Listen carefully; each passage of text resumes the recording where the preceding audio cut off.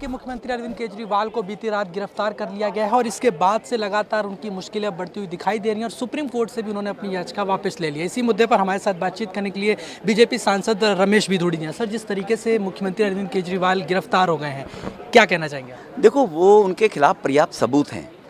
उनको 2 नवंबर को पहला समन दिया गया था, फिर दिसंबर में उनको 2 समन दिए गए, जनवरी में 3 समन भेजे गए, फरवरी में 2 समन भेजे गए। अब वो भ्रष्ट आदमी, पढ़ा लिखा मुख्यमंत्री है, वो मालूम था कि इसने करप्शन किया हुआ है, ये जेल जाएगा। इसीलिए हाई कोर्ट में उसने कल एप्लीकेशन लगाई कि अगर मुझे गिरफ्तार ना करें मैं ईडी के सामने जा सकता हूँ। वो जान ही रहे थे। अब इस देश में इस प्रकार के भ्रष्ट क्रिमिनल ऐसे लोग इन शर्तों पर जाएंगे तो कानून कहाँ रहेगा जी? ईडी का गठन जो हुआ है, सीबीआई का गठन हुआ, मोदी साहब ने नहीं किया है। वो जब देश का कॉन्स्टिट्यूशन बना, नियम बने, लॉ बने, तब के गठित हैं संस्थाएं। इन संस्थाओं का काम क्या है? भ्रष्टाचारियों को पकड़ना है, जेल में डालना है, उनसे पैसा की रिकवरी करनी है। ये इन संस्थाओं का काम है। वो ईडी अपना काम कर रही है, बीजेपी बीच में कहाँ से आ गई? वो ये टाइमिंग पर सवाल उठा रहे हैं कि चुनाव से महज 1 महीने पहले आपने गिरफ्तार कर लिया। आप 2 नवंबर को जाते, आपको पर्याप्त 5 महीने का समय मिल जाता, बेल ले लेते अपनी जाके। आप 2 नवंबर को ईडी ने समन दिया, क्यों नहीं गए पहले समन पे? आप क्यों नहीं गए? आप याद करो, गुजरात में चुनाव थे, राजस्थान में चुनाव थे, तब क्या बोलते थे लोग? हमें प्रचार करने से रोका जा रहा है समन देकर। गुजरात में मेरा ड्यूटी लगी हुई है, अपनी एक सभा तय कर दी गुजरात के अंदर, इसी केजरीवाल जी ने जी, है ना। विधानसभा बुलाने के लिए 10 दिन पहले, 5 दिन पहले नोटिस देना पड़ता है। आज तुरंत विधानसभा बुला ली कि विधानसभा चलते मुझे गिरफ्तार नहीं कर सकते। अरे भाई, 4 दिन में दुनिया खत्म हो रही है क्या? कब तक ऐसे चोर की माँ कब तक खैर बनाएगी?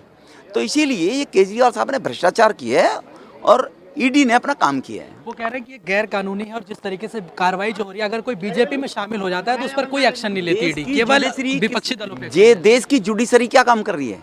ये गैर कानूनी है तो हाई कोर्ट ने स्टे क्यों नहीं किया? सुप्रीम कोर्ट से अपनी एप्लीकेशन वापस क्यों ले ली?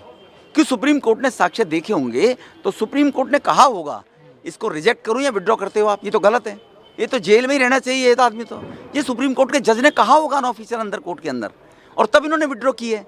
तो अगर ये गैर कानूनी है तो कानून के लिए पाकिस्तान जाना है क्या इनको? पाकिस्तान का कानून लागू करना है, तालिबान का लागू करना है, या बाबा भीमराव अंबेडकर का कानून लागू करना है? तो बाबा भीमराव के अंबेडकर के कानून के दायरे में ईडी ने केजरीवाल को गिरफ्तार किया है। बस आखिरी सवाल, वो कह रहे हैं कि अब वो दिल्ली की जनता जवाब देगी इसका। एग्जैक्ट, बिल्कुल ठीक कहा। मैं भी कह रहा हूँ दिल्ली की जनता जवाब देगी। जब आप मुख्यमंत्री बने थे, रामलीला मैदान में 20,000 आदमी थे।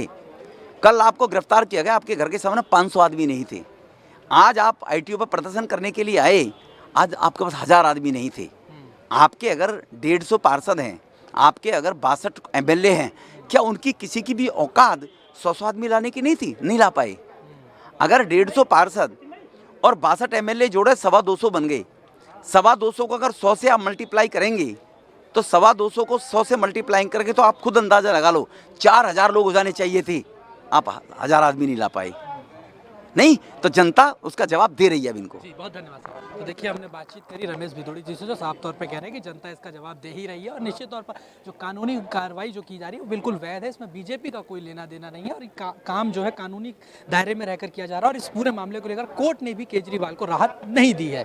वीडियो जर्नलिस्ट संदीप के साथ हिमांशु दुबे, डेली 24 भारत, दिल्ली।